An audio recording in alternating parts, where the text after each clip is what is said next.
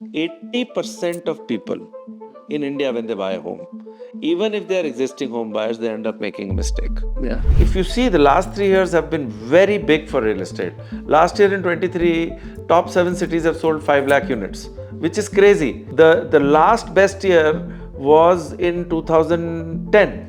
Wow. Okay, so next question, buy versus rent. I think a lot of online experts have us convinced that renting is the best financial decision you can make. What are your views on it? It's like Chinese versus Italian. There are some so called fintech influencers who say, why would somebody buy a home?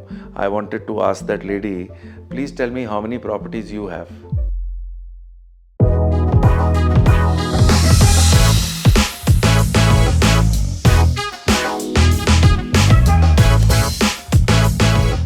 Thank you, Ashwinder sir, for being on the podcast today. So the idea is very simple today, to cover the real estate industry in very simple terms, and also cover your journey of from a financial institution side to a real estate side, and how you are leading this big project here in 150 acres of land. And also, if people are building in this industry or want to enter into this industry, what are the opportunities in this sector? So we'll start with your journey. It's very interesting. Your journey is very interesting because you moved from the most organized sector to the most unorganized back then when you joined, and still a little bit unorganized only. So tell us about your journey, how you entered into this industry. Well, I started in banking, and I never thought I'm going to, ever be in real estate. And this is something मैं बहुत बोलता हूँ that I moved from an organized industry to the most unorganized industry, which just shows that man proposes, God disposes. I think we end up taking ourselves too seriously, and finally there were certain turns in the event, and there was a large private equity guy, Helion Ventures, who their managing director Sanjeev Agarwal, he met me, and he had funded a real estate company, the first prop tech company, actually one of the early prop tech companies in 2012, called India Homes. And they were looking for somebody to be their national head of distribution. So I was kind of a co-founder. I met the promoter, Samar, who's a good friend of mine, and I said, why not, might as well kind of try it out in real estate. लोगों ने मुझे सोचा मैं पागल हो गया हूँ, because I was working with Fullerton, which is government of Singapore. They were sending me to Dubai. I didn't want to go to Dubai because of personal reasons. And many people thought I've been sacked from Fullerton, and that's why I moved into this new startup called IndiaHomes.com. At that time, we bought that domain for some 20 lakhs in 2012. Wow. And that's how I got into real estate. And basically now I feel, I can say that I was instrumental in institutionalizing real estate property sales in India, because that was the first uh, national distribution online firm, where we used to say IOCA, you initiate online and you close offline. Okay. And I remember I got in KPMG along with my promoter, and we created something called IMSOC. So I said, let's create something which is a structure that banking follows. So when I understood real estate, obviously it was highly disorganized, very poor talent. And there were two things we did. One, we got KPMG and we created this process called IMSOC, which was inventory, marketing, sales, operations, and collections. And we functionalized it. And so we had people who would manage inventory, we had people who would manage marketing, then sales, then operations, and then collections, because you have to collect what you're selling from the developer. The other thing that I did was that, because the industry was so bad and infested with such poor work ethics, and I was in Delhi at that point in time, the trust level was very low. So I said, I'm not going to hire anybody from real estate. So I created a very strong training and development vertical also. and we hired people from banking, insurance, hospitality, and we would get them in, like, earlier days when I got into a bank, we were sent to Goa for 30 days for a course on banking. How does a bank work? How does a teller work? How does cash work? How does clearing work? How does credit work, risk work, sales work, operations work? So we would get them in, do a 15-day training, tell them these are the projects, these are the developers, this is the micro market. And they actually had no bad habits, and that's how we created one of the most successful prop tech startups in the country. And I think there was a point in time when we were selling in 2012 properties worth maybe 500 crores. Wow. And we had offices in Delhi, Gurgaon, Noida, Mumbai, Bangalore, Hyderabad, Chennai, Ahmedabad, Kolkata, and around 400, 500 people. And rest is history. And today, 80% of the channel partners who sell real estate have worked with India Homes sometime or the other. So we created this and we were doing pretty well. And then JLL, which is a Fortune 500 company, they were looking for a CEO. JLL Residential was looking for a CEO. And they had almost finalized somebody, but their chairman was asking people, if you know somebody, please tell us. So anywhere he would go and he would ask, can you tell us whom we can, look to hire? And because most of them had worked with me at some time or the other, who were now in JLL, would take my name. So they said, okay, yaar, who's this guy? Let's kind of meet him. So the HR had met me in Gurgaon, and the chairman of JLL met me in Mumbai, and on a Saturday. And by the time I reached, I had the offer letter, and I became the CEO of JLL Residential, which is the most respected. It's not just a Fortune 500 company, but it's the most respected real estate firm. Yeah. And then I converted JLL Residential to Anarock, which is India's most successful real estate startup, as its co-founder and the first CEO of Anarock. So the journey was like, it was quite a serendipity. It was a lot of hard work. Real estate is a lot of hard work. And there were a lot of naysayers who said, यार ये आदमी कहाँ चलाएगा, इसको broking नहीं आती है, ये बहुत सीधा है, इसको डील नहीं करनी आती, ये सारा दिन ऑफिस बैठा रहता है, बाहर जाके मिलता नहीं है लोगों को. But our way of execution was very different, and my biggest strength was building a very strong team.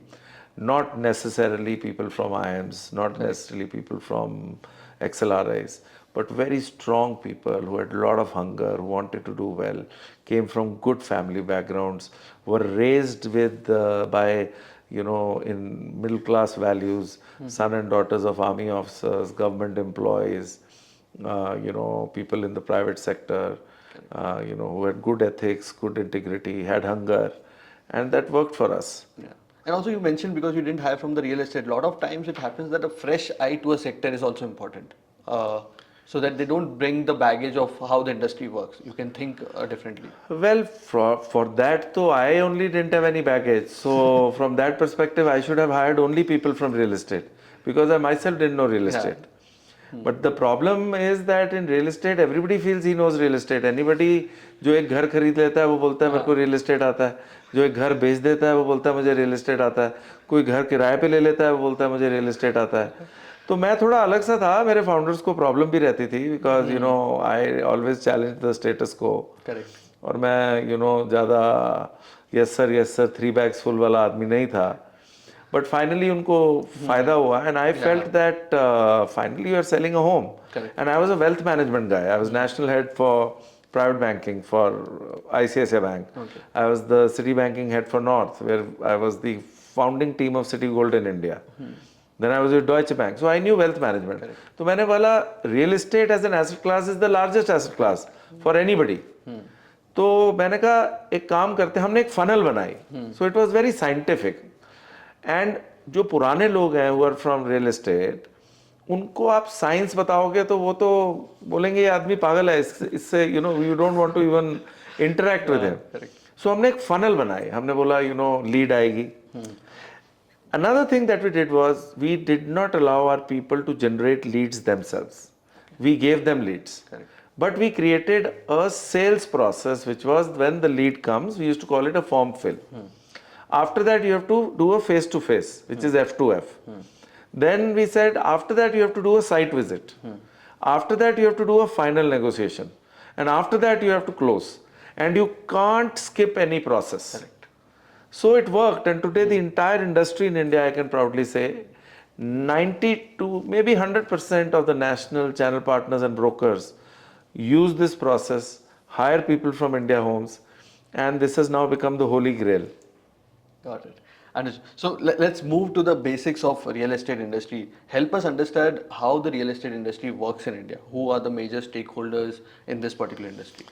So there are, real estate, 85% of real estate is residential real estate. Residential is B2C.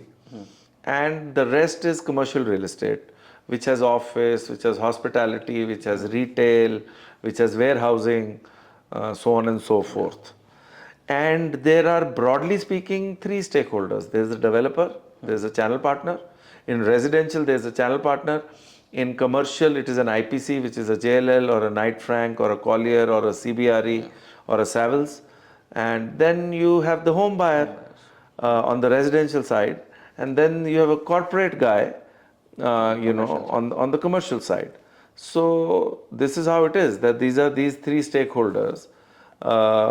And the most important thing that real estate revolves around is land, right?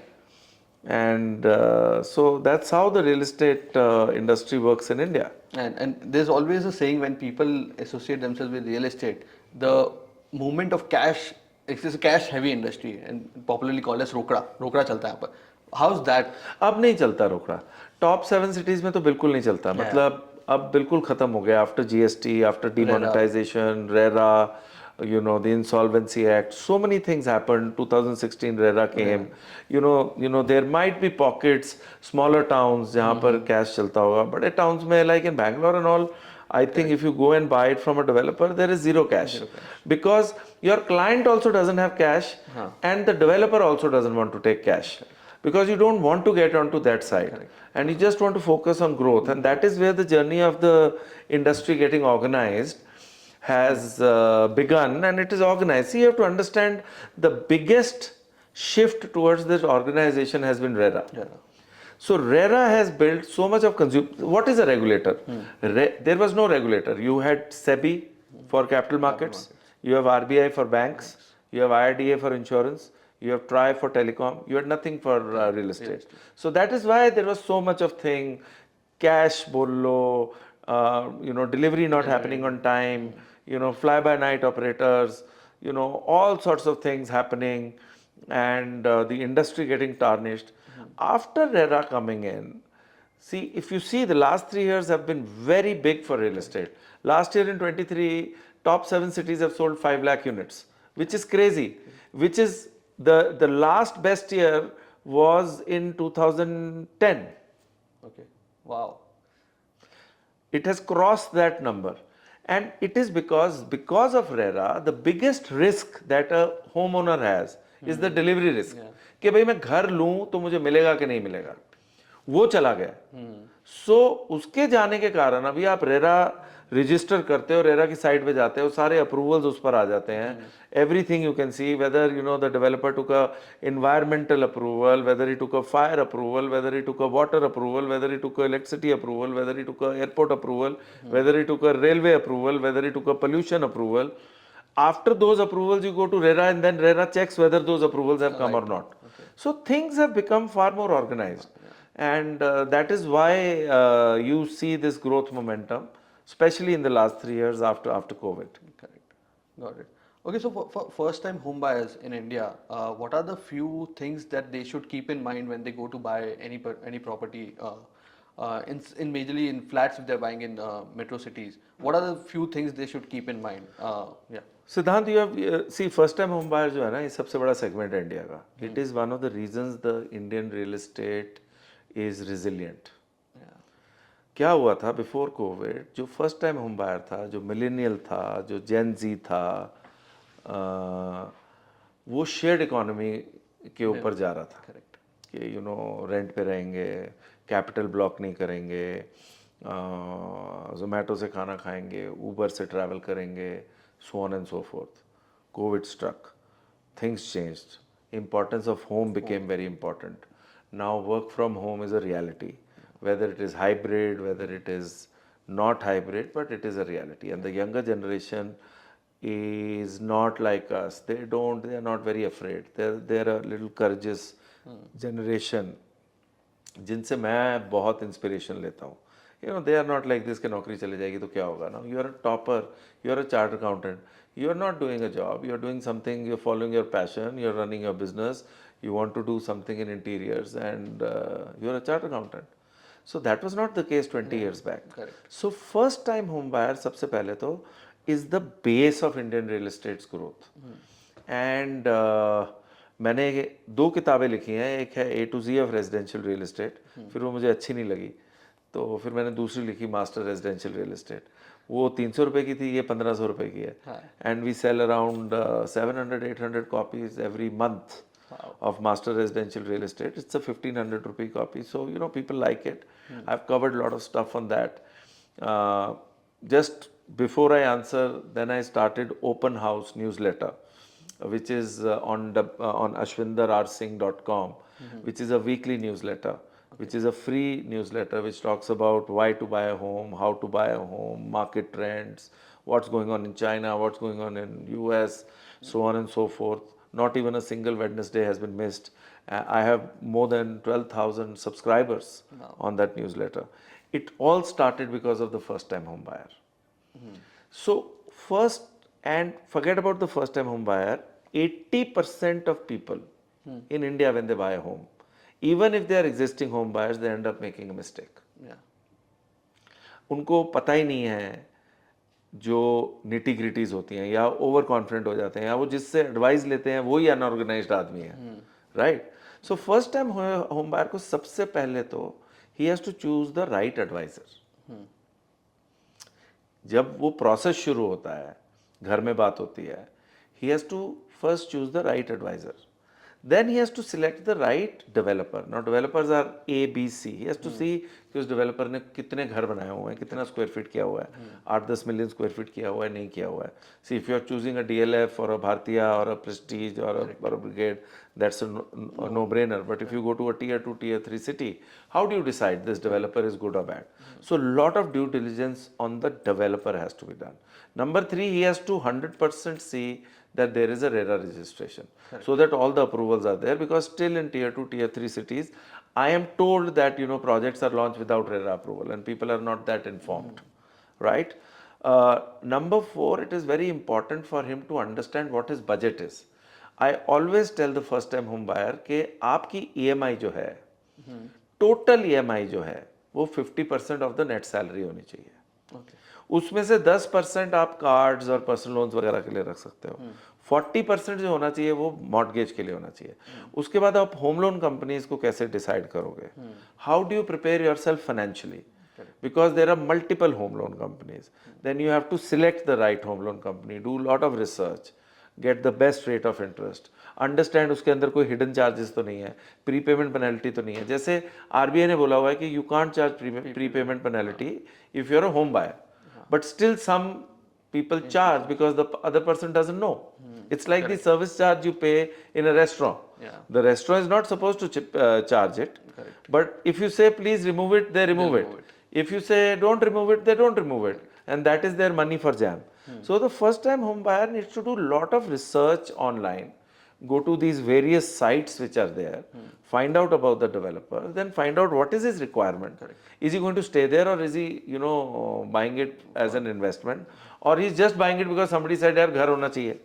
Because see, Indians are obsessed with 3 things: हमारे माँ बाप पहले बोलते हैं जी बच्चे को पढ़ा दो, पढ़ लेते हैं तो उनको शांति मिलती है, फिर वो बोलते हैं बच्चे की शादी कर दो, जैसी शादी हो जाती है वो बोलते हैं चलो 67% काम हो गया, उसके बाद वो बोलते हैं बच्चे का घर अपना हो जाए, जैसे ही वो घर हो जाता है वो बोलते हैं अब हमारा काम खत्म हो गया।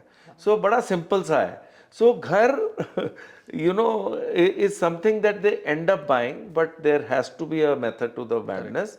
There has to be proper research, proper due diligence. RERA certification is very important. Your channel partner should be RERA certified. तो अगर आप ब्रोकर भी ढूंढ रहे हो, एडवाइजर भी ढूंढ रहे हो, उससे पूछो तुम RERA certified हो कि नहीं हो।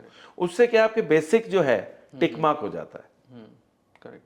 And also when we go to buy a house, there are a lot of terms which are used. Basically, carpet area, built-up area, super built-up area. What are these terms? So see, super built up area is the area which is the carpet area plus the common area. Let me put it in simple terms. I don't want to complicate the whole thing. Carpet area is where you can lay a carpet and you can use it.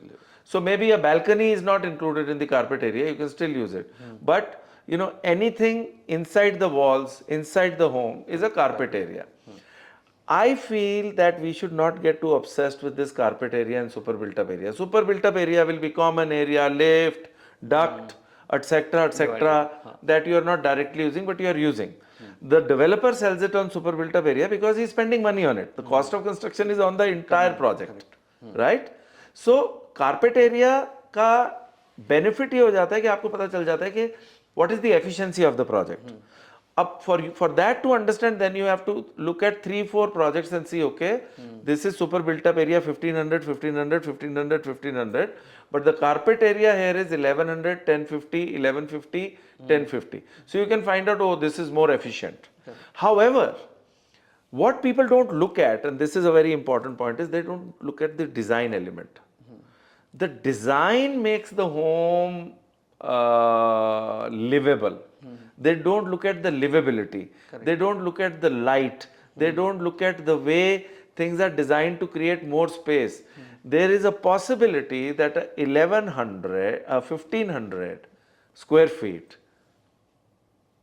carpet area might look like 1200 square feet. And there is a possibility that a 1200 square feet carpet area might look like 1500 square feet. So we should not get carried away. You know, when we go and buy a shirt, do we ask how much meters did you use to buy to make the shirt?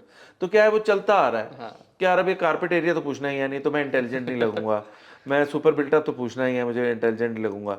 But फिर वो design नहीं देखते, घर कैसा बना हुआ है वो नहीं देखते, अम्यूनिटीज कैसी बनी है। अब आप भारतीय सिटी के अंदर आए हो, आपको क्या लगा? It's a city in itself. Everything you can find here. Yeah. Right. As I say, every brick has a story to tell. Yeah. It is innovation, yet it is traditional. So the design element is very important. And other than these terminologies of super built up area, carpet area, so on and so forth, what construction technology was used, the most important thing, especially for your viewers, especially for your first time buyers, for people like you, is look at the design element. And design is not just in the house, design is outside the building. Correct. How do you feel? How much of open space? How will your parents like it? Like the way we have designed. We have 32 kinds of apartments in our Niku homes. Otherwise, all leading developers have 3 bedroom, 4 bedroom, 3 bedroom, 4 bedroom. हमारे पास studio है, 1 bed है, 2 bed है, 3 bed है, 4 bed है, loft है, 3 bed में study है, 4 bed में स्टडी है। क्यों? क्योंकि कोविड के अंदर क्या हुआ, जब खत्म हुआ तो लोग रह रहे थे, उनके माँ बाप इंदौर में रह रहे थे, वो यहाँ रह रहे थे। So the way we had built was that you can also stay and you can get a 1 bedroom for your parents and they can stay in the other apartment. You are close to them, yet you are independent, right? They have their privacy. So that is design, because you have to build homes not where families fit. You have to create homes where a family can look at various kind of homes and say, this is where we will be the happiest, because finally that is the only place where you are happy. So redefining residential real estate can only happen if you focus on design, and your viewers should remember this. Very few people will say Forget about carpet area, forget about super built up. Go and look at the design and say, are you going to be comfortable in this 3 bedroom or not? Then you can figure out what is carpet, what is super built up. Correct. Got it. Understood. So yeah, moving on, let's talk about two markets. One is Mumbai, which is considered to be the most expensive real estate industry wise, and Bangalore. First, we'll go to Mumbai. Why is it most expensive? Of course, it is about demand and supply, and we have seen flats above 300 crores also being sold. One reason was also because of LTC benefits which people were taking. But what is the reason behind it? See, देखो, the reason behind 300 crore flats, 100 crore flats is one of the reasons is these are founders and co-founders of startups. The only way to save tax when you sell your ESOPs is that you have to invest in a residential property. So, if the tax is so high, you will look for a property which is worth this much. And this kind of a property is either available in Gurgaon or in Mumbai. That is the number one thing. Secondly, it is the financial capital. You know, the biggest businessmen are there, the biggest celebrities are there. Overall, it is an affluent city, and that is the beauty of India. Either you are very affluent or you are very poor. So we are not talking of Dharavi. You are asking about 300 crores because that is what we like to say. No, but that is what we like to say. But the problem is it is 2080. And second is ऐसा नहीं है कि 300 करोड़ के ही apartment बिक रहे हैं या 50 करोड़ के बिक रहे हैं, बट जब वो बिकते हैं they come in news, they feed us and then we say, oh, Mumbai. Obviously, it is very expensive. It is very expensive because of the way Mumbai is. It is a linear city, and the overall incomes are supporting that. There seems to be 10 to 15% NRI money coming in these markets. And then there is this founder money. A lot of corporates are based out of there. Banks are based out of there.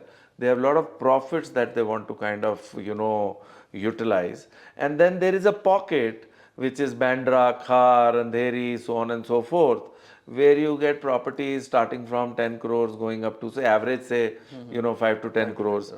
And if you're talking about a project like, Vivaria, which is 75 crores, 50 crores, all the so-called rich people, successful people are staying there. And there is that buying power in India because, the number of millionaires in India is also growing. Maximum are in Mumbai. That's right. I think recently, it's crossed like Beijing also in billionaires. Yes. Got it. And now talking about Bangalore, how is Bangalore market been from last many years? Of course, IT is being the big boom for the this industry, and also you have moved from Bombay to Bangalore. Tell us about how Bangalore industry is. So I have this unique thing. I have been based out of, I have lived in 7 cities and worked in 7 cities. I worked in Chandigarh, stayed in Chandigarh. I worked in Gurgaon, stayed in Gurgaon. I worked in Delhi, stayed in Delhi. I worked in Bombay, stayed in Bombay. I worked in Dubai, stayed in Dubai. I worked in Pune, stayed in Pune. I worked in Bangalore and stayed in Bangalore. And real estate is a state subject. Every city is very different. And within every city, all the micro markets are also different. So in Bangalore, Marathalli and Fayetteville is different than Hebbal. Hebbal is different than Sarjapur. Sarjapur is different than, CBD. Similarly, Mumbai, Khar is different than Andheri. Andheri is different than Vashi. Vashi is different than Thane. Thane is different than Kharghar. Right? Gurgaon is different than Noida. Noida is different than Delhi.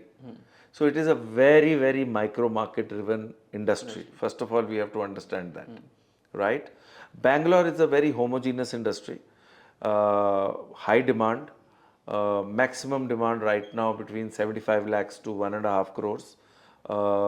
The latest report also says within India, 33% of the total sales are happening beyond 1.5 crores of ticket size. That means people want larger homes, people want bigger homes. Work from home ke karan they need an extra place. So Bangalore is a very homogeneous city. It is the boiling pot of the country. Mostly you have double income, single kid, or double income, just married.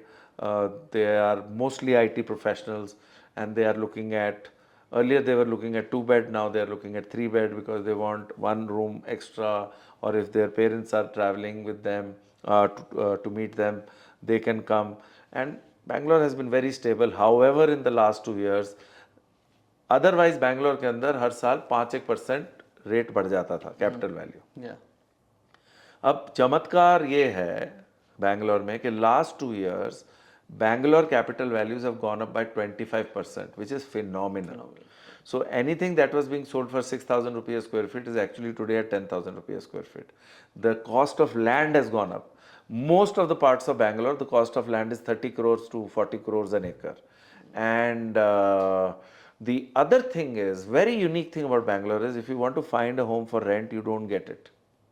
Yeah, that's And the that is why people are buying a home, because they are realizing that having one home is very important.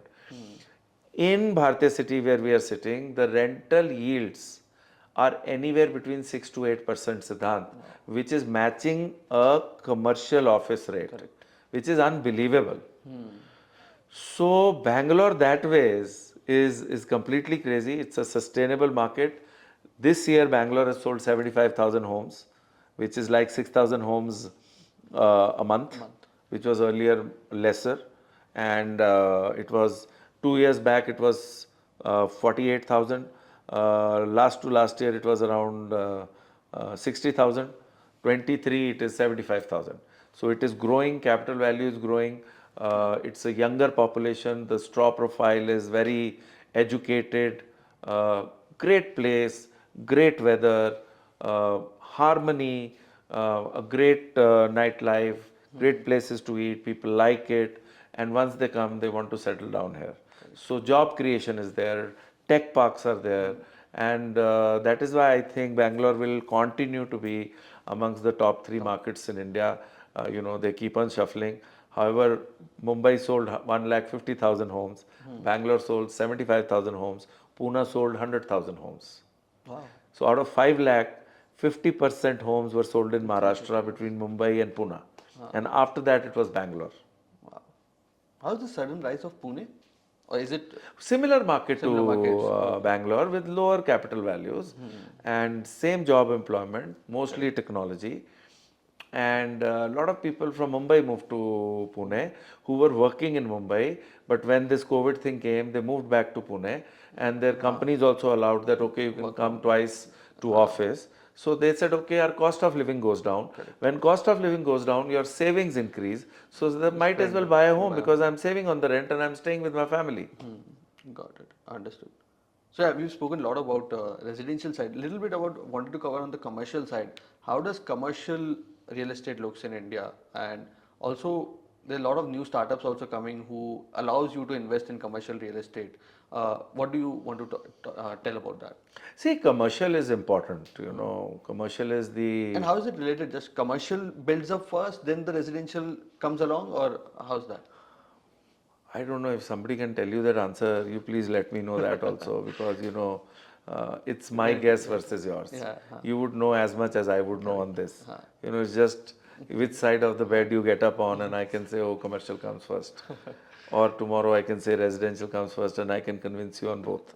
So, keeping that aside, commercial is the jam, and residential is bread and butter. Correct. So jam आप कभी कभी लगाते हो, but लगाते हो, घर में रखते हो, Yeah. और टोस्ट और बटर आप रेगुलरली खाते हो. सो commercial is a B2B business. It's a high ticket business. Blackstone, Brookfield, CapitaLand, all the foreign players are in commercial. Our largest owner of commercial assets in India is Blackstone, not an Indian company. So commercial has its own charm, and it is also an indication of job creation.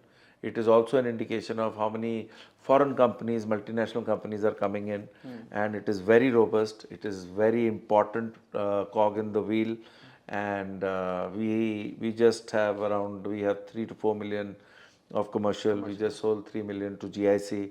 So mostly the moment you make a commercial, you get tenants, you get category A tenants, you create a grade A building, and finally somebody sees an opportunity of regular rental yield. People in the West don't make that much, and they come and buy it. And commercial real estate is important because that's where all the offices are. Correct. And the top 7 cities in India are also the largest for the commercial, and Bangalore is one of the largest commercial real estate markets in India. Even hospitality right now is doing extremely well. I never thought there will be so many five-star hotels in India. Yeah, I met a very senior person from Radisson Hotel, and they said, today Radisson, if you drive for 4 hours, you will find one Radisson. And now they want to make it, if you drive for 3 hours, you will find one Radisson. So that's the kind of demand which is there. And people have also figured out after COVID that they want to live for today. They don't want to just keep on saving and compromise their present. So the whole dynamics is changing. And all these asset classes within commercial have become very important. Yeah. Warehouses have become so important, right? Retail has become so important. Malls are back. Yeah. So that 15% is really the icing on the cake, and it is all required. Correct. Yeah. Got it. Okay, so next question, buy versus rent. I think a lot of online experts have us convinced that renting is the best financial decision you can make. What are your views on it? It's like Chinese versus Italian. What is that? Do you want to eat Chinese or you want to eat Italian?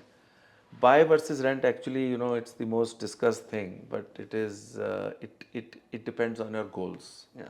It depends on your financial goals. I don't agree when people say, oh, you should not buy, you should rent, or with some logic, you should rent and you should not buy. It depends on your financial goals, it depends on your personal goals, it depends on your family goals.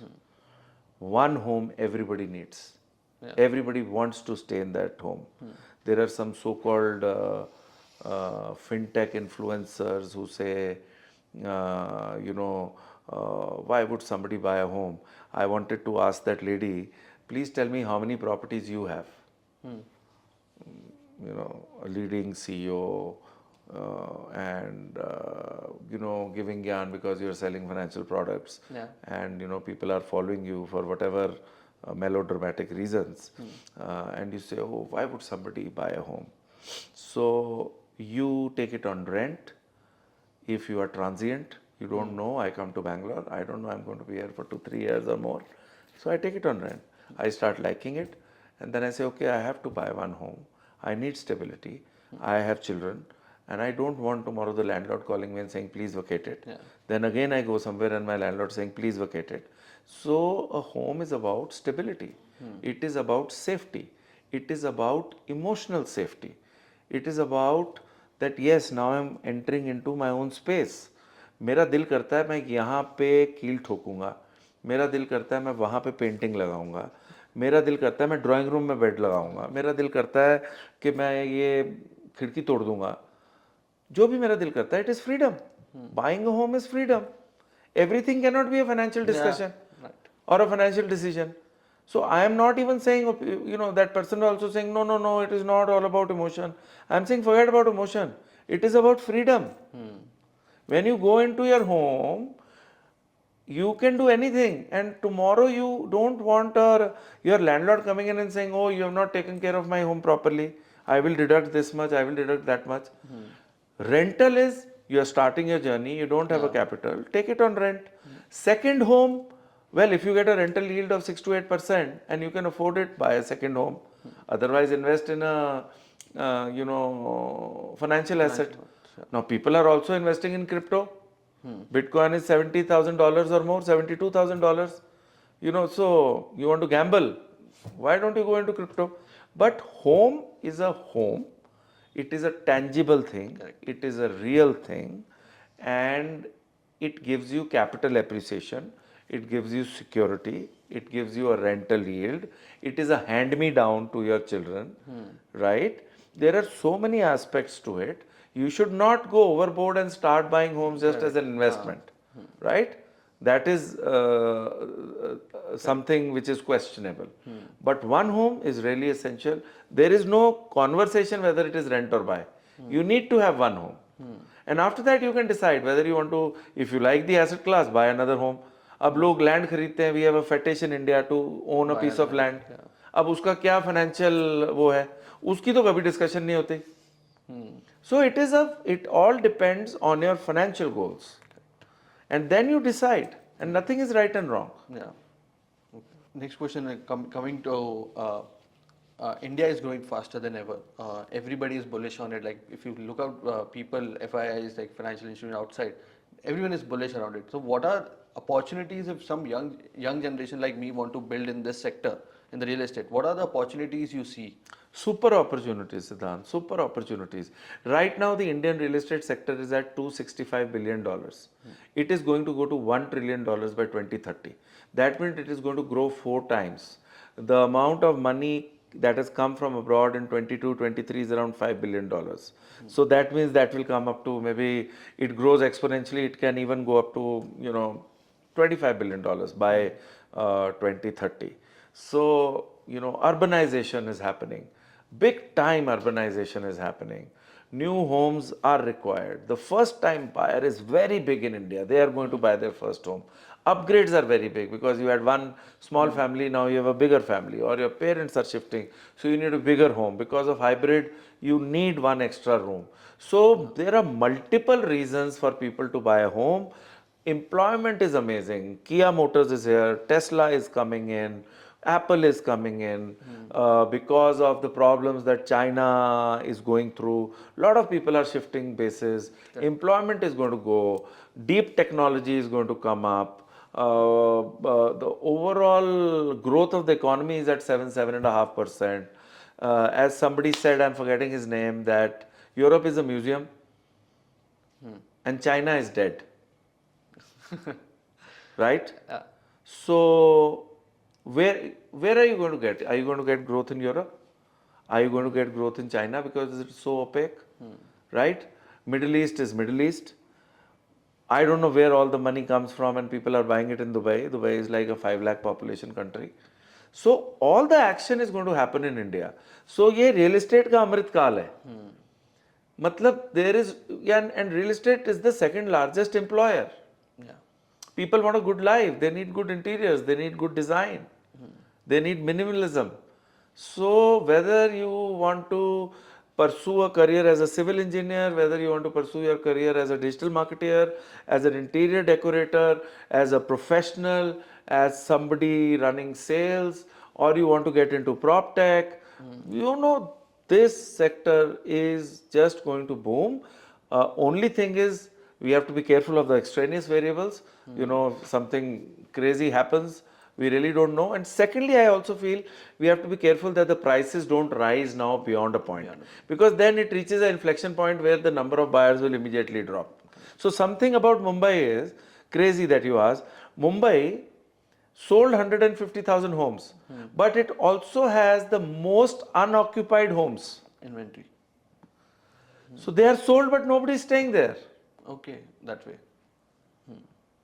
So, that means there are a lot of investors there. Investors. So you need a mix of investors, of NRIs, of end users, and all of that will keep on happening.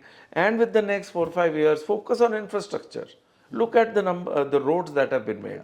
IPL is creating such a big boom. I was just thinking, because of IPL, the amount of real estate. There are 2 stadiums in Chandigarh now. There's one in Mullapur, one is Mohali. Right? And because of that, shopping complexes are coming in, merchandises are selling. It's just crazy. So I think this is a great sector actually to be in. Got it. Understand. So, like coming to Bharti Urban City, we didn't cover a lot about it. Tell us about this project. What are you trying to build here, and how much it is complete, and how much? So Bhartiya City is all about design. It is a 150-acre odd city. It is one of the largest, more decorated, integrated cities. It has all the assets in place. It has a very successful 5-star hotel, Leela Bhartiya City. It has a mall which you can see right here. It has an international school. 5,000 residents are staying here. A hospital is going to come up. There are open spaces. There is a auditorium. So basically, it is a city in a city. Yeah. We call it a city of joy, and it's a city which is made with a lot of passion. It is a city which has a mix of innovation and tradition. It is a city where I say every brick has a story. It is a city where the world's best designers and architects came together. We took 4 years. Our chairman took 4 years to just do the master planning of the city. That is why you get that vibe. It is about gardens. It is not about landscape. We don't say landscape. It is about gardens. जैसे हमारे घर में पहले garden होते थे, right? अब हम landscape बोलने लग गए हैं. So it is a city that is built with lot of emotion, lot of love, by a first generation entrepreneur who was never in real estate, who was in the field of fashion. So design is very, very core. Intelligent design is very core. And that is why we don't want to sell homes basis square feet. We want to come see the home. It's 2 bedroom, it's 3 bedroom, it's 4 bedroom, and then you decide and you take a call. Right.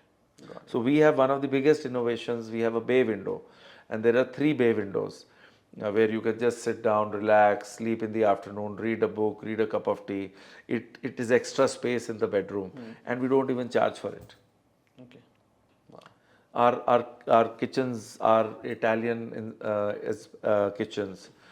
We give the kitchen with the apartment. Most of the developers don't do that. So there are a lot of things that we try to value add. We think from a customer perspective.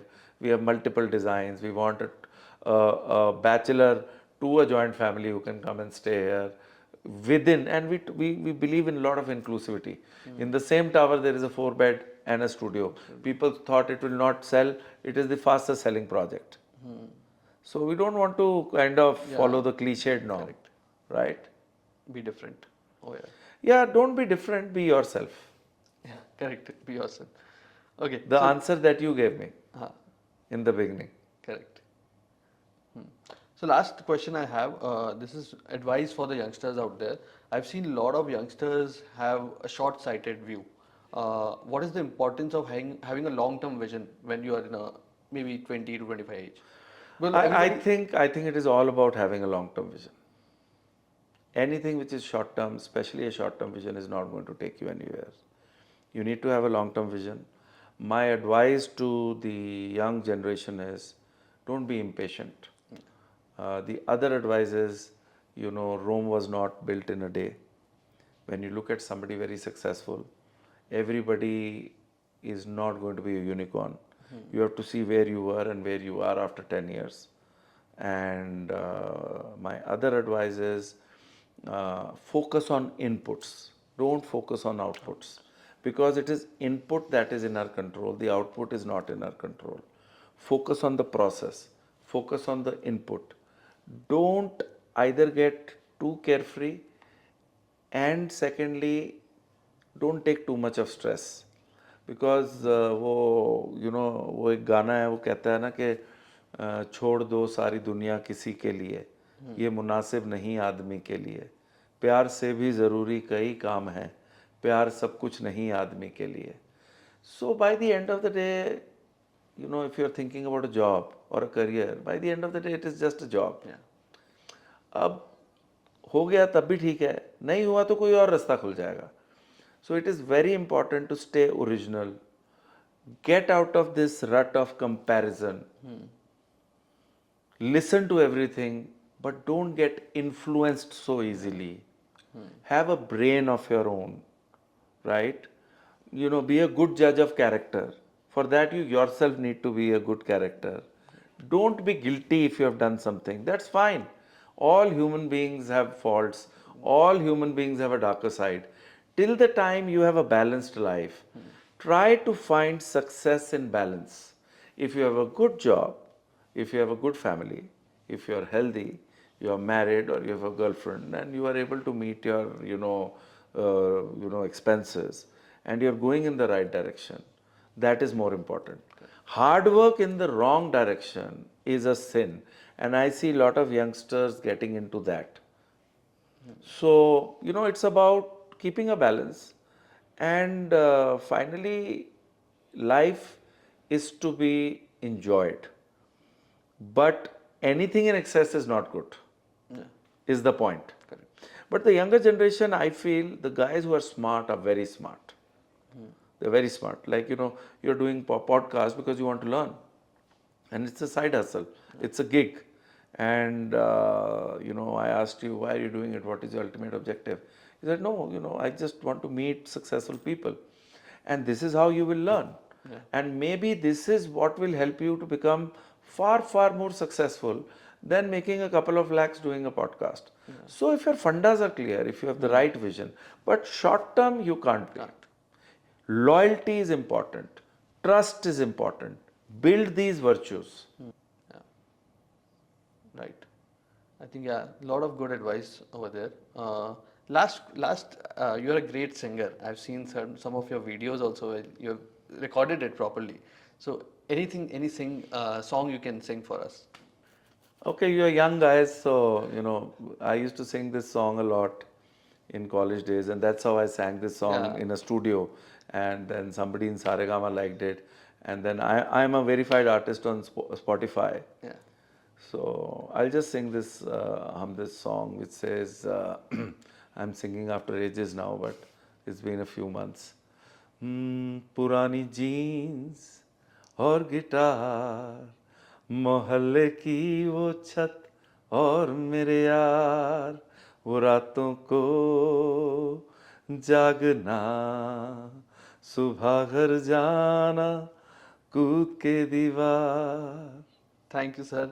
Thank you so much for coming on the podcast and being very open about the industry and helping us understand and breaking it down very in the simple terms. Thank you, sir. Thank you so much. Thank you so much for getting me on your podcast. I look forward to being in touch with you. Thank you.